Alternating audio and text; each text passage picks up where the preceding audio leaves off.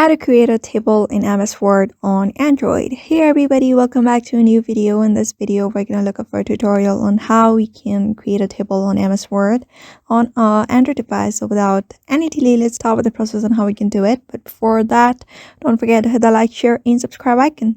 So in order to do it, you need to open up your MS Word into a device. You can download it from any of the available app store, and after that, log in into your account, and you just need to create a document here. After creating a document, you'll be able to see this kind of interface.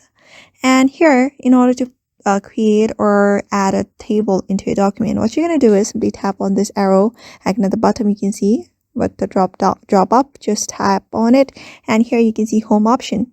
Simply click on it and you can easily find the option called insert here. Just tap on it and you can see the table option on the third. Just tap on it. After tapping on it, you can see insert rows and column.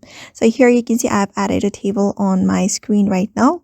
So you may just style it accordingly. You may just delete the table if you want.